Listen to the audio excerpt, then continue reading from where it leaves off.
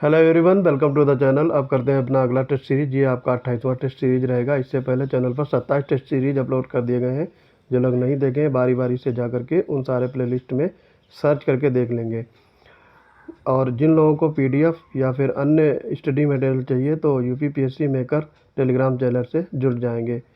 Description में मैं उसकी लिंक पिन कर दूँगा। तो बढ़ते हैं अपने 28वें टेस्ट सीरीज की तरफ। पहला क्वेश्चन दिया है, किस अभिलेख में अशोक को बुद्ध शाक्य कहा गया है? तो ये अभिलेख था आपका मास्की अभिलेख। बी पार्ट यहाँ पे करेक्ट हो जाएगा। तो मास्की अभिलेख में अशोक को बुद्ध शाक्य कहा गया है।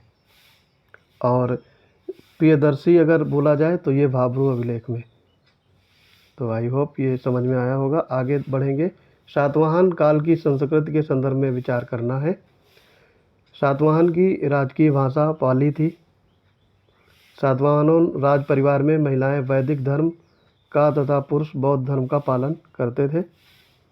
और सातवाहन समाज में मात्र सत्तात्मक ढांचे का आभास मिलता है। तो यहाँ पे केवल तीसरा सही होगा, ये दोनों गलत हो जाएंगे। तो सी पार्ट करेक्ट हो जाएगा। आगे बढ़ेंगे।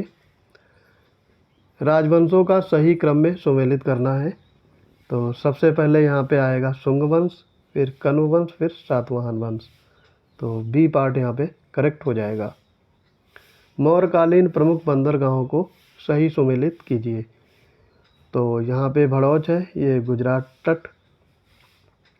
और नौरा चोल ये आंध्र तट, पेलूरा उड़ीसा तट। तो यहाँ पे आपका पहला ये सही है और तीसरा सही है। तो बी पार्ट करेक्ट हो जाएगा।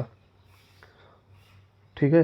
दूसरा वाला ये दिया है चोल नौरा, ये आपका केरल तट पर स्थित है, ना कि आंध्र तट पर। आगे इसमें बढ़ेंगे। वेलार किसे कहा जाता था? तो वेलार कहा जाता था धनी किसान को। ए पार्ट इसमें करेक्ट हो जाएगा। किताबुल हिंद आपको पूछा गया है किस भाषा में लिखी गई थी? तो ये थी अरबी भाषा। ए पार्ट यहाँ पे करेक्ट हो जाएगा।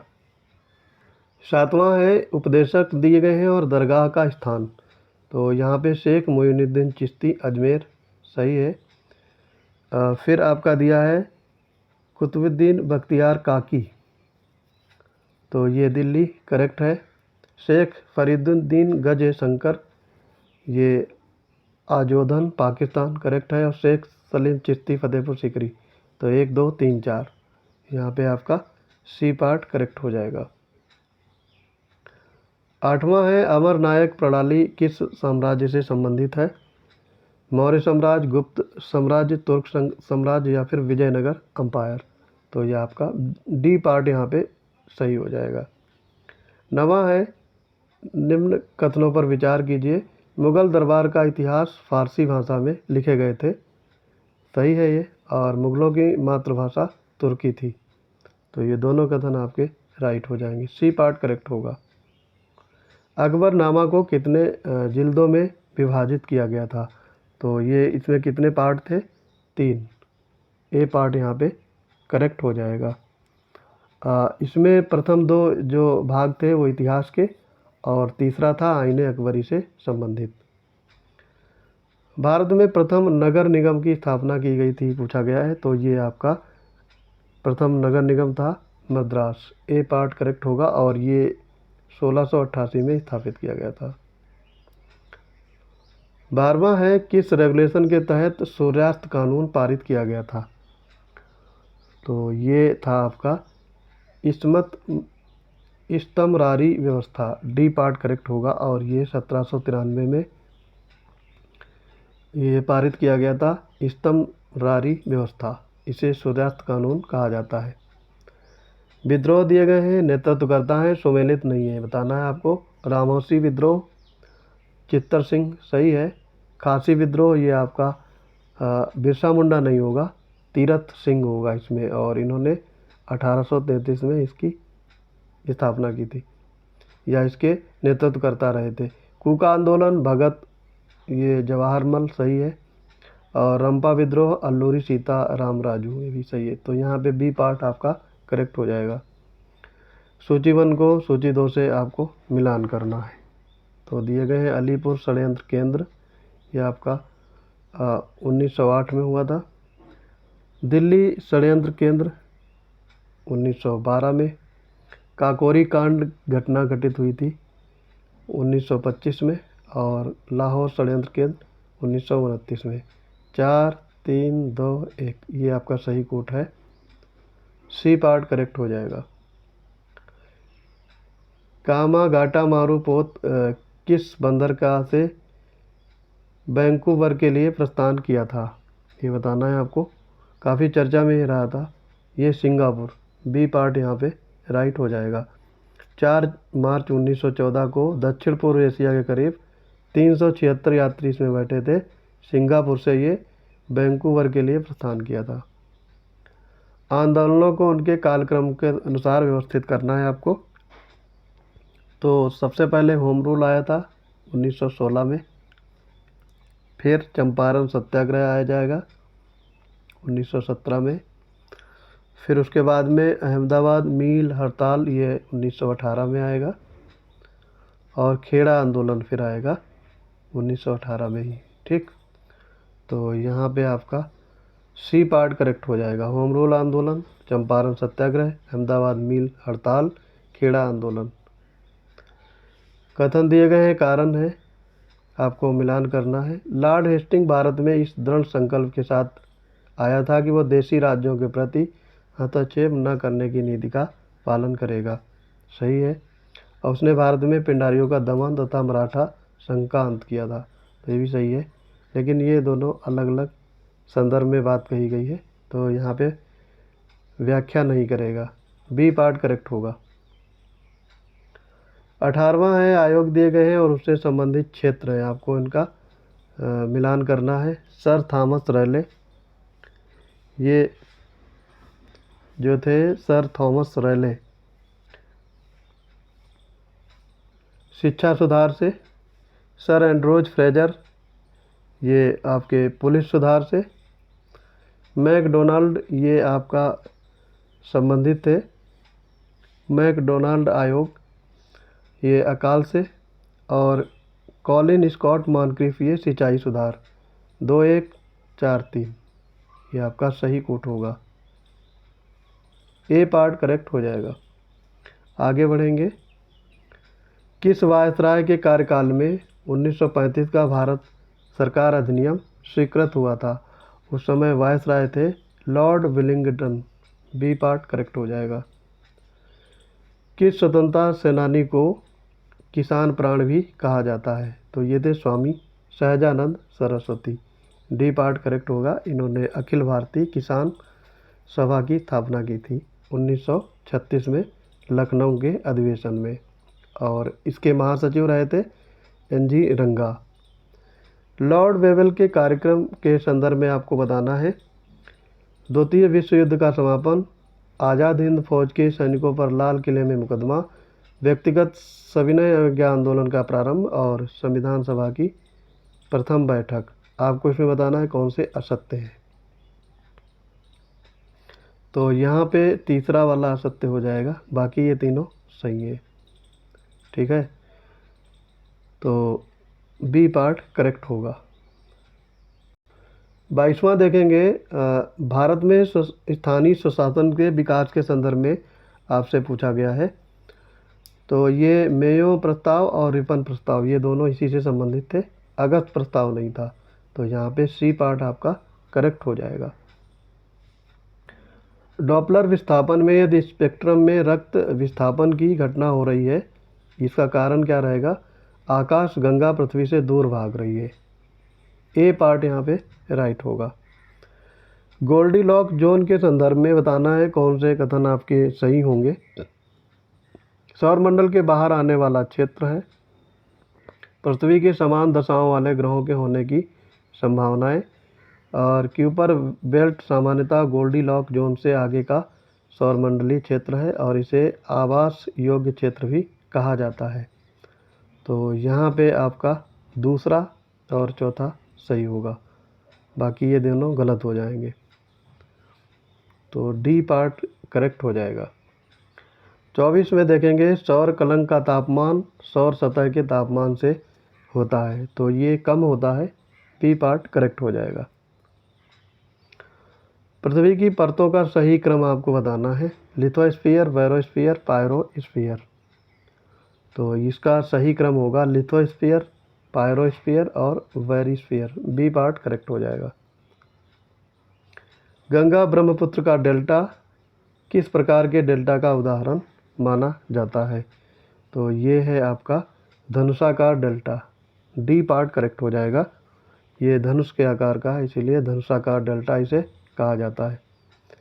मदर ऑफ पर्ल्स की दशा बनती है, तो ये बनेगी समताप मंडल में, बी पार्ट यहाँ पे करेक्ट होगा, क्योंकि इसमें बादल नहीं होते हैं और कभी कभी जलवाष्प उपलब्ध होने पर दुर्बल बादल जैसे मदर ऑफ पर्ल्स देखने को मिलते हैं। माण मिट्टी उत्तर प्रदेश के किस भाग में पाई जाती है? तो ये मिलती है दक्षिण उत्तर प्रदेश में, डी पार्ट करेक्ट हो जाएगा। और इस मिट्टी में सिलिका की मात्रा रहती है 60%, लोहा 15% लोहा और एल्युमिनियम 25%, ये आपके माण मिट्टी में पाया जाता है। भूमध्य सागरीय जलवायु के बारे में बताना है, कौन से कथन आपके सही होंगे? इसका विस्तार 30 से 45 डिग्री अक्षांश दोनों गोलार्धों के मध्य महाद्वीपों के पश्चिमी भाग में पाया जाता है। और इसके आगे होंगे, शीतकाल में वर्षा व शुष्क ग्रीष्मकाल होता है, इस प्रदेश में खट्टे रसीले फलों का बहुतायत मात्रा में उगते हैं। तो ये आपके तीनों सही हैं, डी पार्ट करेक्ट होगा। जोजिला दर्रा किस पर्वत श्रृंखला में पूछा गया स्थित है? तो ये जास्कर श्रृंखला में है, ए पार्ट करेक्ट होगा। और ये इसी से श्रीनगर से ले जाने का मार्ग खुलता है और ये सिंधु नदी द्वारा निर्मित दर्रा है, ये ध्यान रख सकते हैं। सफ़ेद कॉलर से क्रिया इंगित होती है, तो ये है आपका चतुर्थक क्रिया है, सी पार्ट करेक्ट हो जाएगा। और इसके अंतर्गत आती हैं अनुसंधान, शिक्षक, प्रबंधक, लेखक, कलाकार, वैज्ञानिक, तो ये ध्यान रख सकते हो। कौन सा पत्तन आंत्रेपो पत्तन के अंतर्गत नहीं आता है? तो ये होगा आपका होनोलुलु, बी पार्ट करेक्ट हो जाएगा। अबोरिजिन्स जनजाति कहाँ पाई जाती हैं? तो ये जनजाति आपकी ऑस्ट्रेलिया में पाई जाती हैं, ए पार्ट करेक्ट हो जाएगा। जनसंख्या प्रवासन के कितने कारण माने जाते हैं? तो ये 5 कारण हैं। कौन कौन से कारण होंगे? भौतिक कारण, जननांकिकीय कारक, आर्थिक कारक है और सामाजिक सांस्कृतिक कारक और राजनीतिक कारक, तो ये 5 कारक माने जाते हैं। मोलिसिस बेसिन किस राज्य में बेसिन किस राज्य को जाना जाता है? तो ये आपका होगा मिजोरम, सी पार्ट करेक्ट हो जाएगा। और ये आपका बेसिन मृदुल और असंगठित चट्टानों से बना हुआ है। उत्तर से दक्षिण क्रम में आपको व्यवस्थित करना है, महानदी, बराकर, स्वर्ण रेखा और दामोदर नदी। तो सबसे पहले दामोदर आएगा, उसके बाद में सुवर्ण रेखा, बराकर और फिर महानदी, डी पार्ट करेक्ट हो जाएगा। निम्नलिखित कारकों पर विचार करें, वर्षा, मिट्टी, तापमान, ऊंचाई। आपसे पूछा गया है कौन से कारक किसी स्थान की प्राकृतिक वनस्पति को प्रभावित करते हैं? तो ये आपके चारों कारक हो जाएंगे, डी पार्ट करेक्ट होगा। कौन सी पहाड़ियाँ और उनका क्षेत्र सही सुमेलित नहीं है? पटकोई पहाड़ियाँ, पश्चिमी घाट सही है।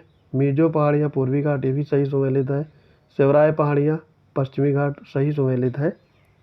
और जवादी पहाड़ियाँ ये आपके पूर्वी घाट में स्थित है, तो ये सही सुमेलित है। बाकी ये तीनों गलत दिए हैं, ठीक। यहाँ पे सही सुमेलित पूछा गया है। पटकाई पहाड़ियाँ ये आपकी जो दी गई हैं ये पूर्वी घाट में होनी चाहिए, पश्चिमी घाट में नहीं। तो यहाँ पे लास्ट वाला जवादी पहाड़ियाँ पूर्वी घाट, ये सही हो जाएगा, ठीक है। अब इनको देख लेते हैं कहाँ कहाँ ये पहाड़ियाँ पड़ती हैं। पटकोई पहाड़ियाँ ये आपका अरुणाचल प्रदेश और म्यांमार की अंतर्राष्ट्रीय सीमा बनाती हैं। मीजो पहाड़ियाँ मिजोरम में है। सेवराय तमिलनाडु के पूर्वी घाट में, ठीक। तो यहाँ पे आपका डी पार्ट सही होगा। सूची 1 को सूची 2 से मिलाना है, बाबा बूदन पहाड़ियाँ, ये आपकी हैं कर्नाटक में, बाबा बूदन की पहाड़ियाँ। बादाम पहाड़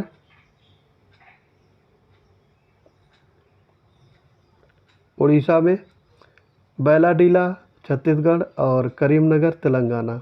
तो 2-1, 2-3, 1-4। तो यहाँ पे ए पार्ट आपका राइट हो जाएगा।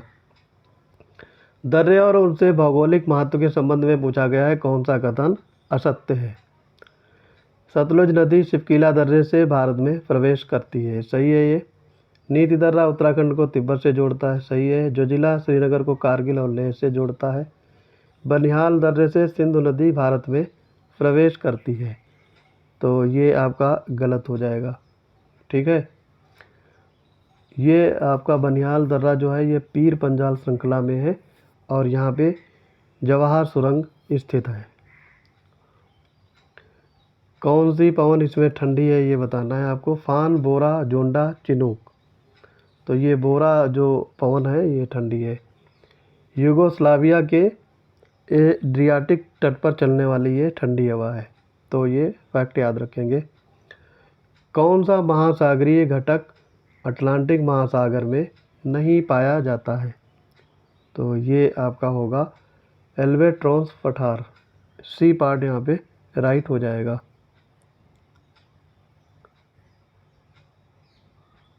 प्रशांत महासागर में अटलांटिक महासागर और हिंद महासागर जैसे मध्यवर्ती कटक नहीं पाए जाते हैं, तो यहाँ पे सी पार्ट आपका राइट हो जाएगा। किस मंडल में सबसे न्यून तापमान होता है? तो ये आपका होगा मध्य मंडल, सी पार्ट आपका करेक्ट हो जाएगा। और ये मध्य मंडल की ऊंचाई 50 किलोमीटर से 80 किलोमीटर के मध्य होती है, ठीक है। तो यहाँ पे आपका सबसे जो ऊपरी तापमान है वो -90 डिग्री होता है, जो ऊपरी सीमा है गिरने की। जैव भू रासायनिक चक्र के संबंध में आपको कथनों पर विचार करना है। ये अजैविक तत्वों का जैविक प्रावस्था में परिवर्तन को दर्शाता है, सही है ये। और ये जैविकों के अजैविक प्रावस्था को पुनरावृत्ति का प्रारूप है, ये भी सही है। तो यहाँ पे दोनों स्टेटमेंट राइट हो जाएंगे। कौन सा द्वितीयक प्रदूषक है आपको पूछा गया है। द्वितीयक प्रदूषक इसमें होगा धूम्र कोहरा, सी पार्ट करेक्ट हो जाएगा। तो ये आपके द्वितीयक प्रदूषक वे होते हैं जो प्राथमिक वायु प्रदूषकों और अन्य रासायनिक अवयवों जैसे जलवाष्प को आपस में क्रिया करते हैं और उनसे उत्पन्न होने वाले प्रदूषण को द्वितीयक प्रदूषण कहा जाता है। तो इसमें धूम्र कोहरा है, धूम्र कोहरा या फिर अम्ल वर्षा, ये इसके उदाहरण हैं। वायु प्रदूषण के परिणाम स्वरूप आपको बताने हैं कौन से कथन इसमें सही होंगे। मनुष्य में श्वसन संबंधी समस्याएं और स्वास्थ्य संबंधी समस्याएं होती हैं। अम्लीय वर्षा से मृदा और जल प्रदूषण होता है। प्रभावित क्षेत्रों में जैव विविधता में वृद्धि होती है और उच्च कार्बन डाइऑक्साइड के स्तर में कृषि उत्पादकता में वृद्धि हो जाती है। तो यहाँ पे आपका पहला सही है, दूसरा सही है, बाकी कथन आपके गलत हो जाएंगे। तो ए पार्ट आपका राइट हो जाएगा। 48 में देखेंगे कौन सा ग्रीन हाउस गैस नहीं है पूछा गया है। Hydrofluorocarbon, carbon monoxide, sulphur hexane fluoride और परफ्लोरोकार्बन। तो यहाँ पे आपका हो जाएगा कार्बन मोनोऑक्साइड, बी पार्ट आपका करेक्ट हो जाएगा। बाकी हाइड्रोक्लोरोकार्बन, सल्फर हेक्सन फ्लोराइड और परफ्लोरोकार्बन ये तीनों ग्रीन हाउस गैसें हैं। स्मॉग पूछा गया है, स्मॉग क्या है। ओजोन और धुआं, वाहन प्रदूषक, कोहरा और धुआं, कोहरा और ओजोन। तो ये कोहरा और धुआं से मिलकर के स्मॉग बनता है, सी पार्ट करेक्ट होगा। केंद्र सरकार के स्तर पर किस एजेंसी को भारत में सतत विकास लक्ष्यों सस्टेनेबल डेवलपमेंट गोल के कार्यान्वयन की देखरेख करने की भूमिका सौंपी गई है? तो ये आपका नीति आयोग है। नीति आयोग SDG गोल्स को डील करता है। 51 में देखेंगे जलवायु परिवर्तन के निम्नलिखित में से किस सतत विकास लक्ष्य से संबंधित है। तो ये आपका हो जाएगा SDG 13, में जलवायु परिवर्तन संबंधित है। ठीक है,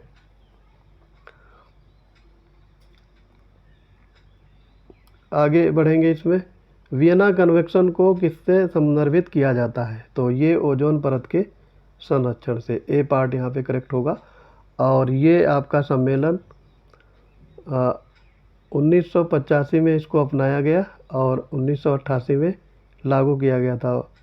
ठीक, और इसी में ओजोन परत दिवस जो मनाया जाता है आपका 16 सितंबर, ये भी घोषित किया गया था। भारत द्वारा किस वर्ष पर्यावरण और के लिए जीवन शैली ऊर्जा अभियान लाइफ पेश किया गया था? तो ये है 2021 में। बी पार्ट करेक्ट हो जाएगा, COP 26 के दौरान। ठीक,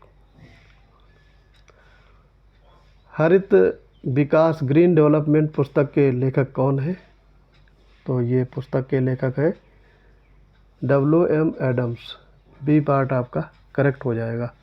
और इसका पहला संस्करण 1990 में प्रकाशित हुआ था। कथन दिया है, कारण है एल्युमिनियम हरी धातु है, यह लकड़ी का स्थान लेकर वनों को बचाती है। तो यहाँ पे आपका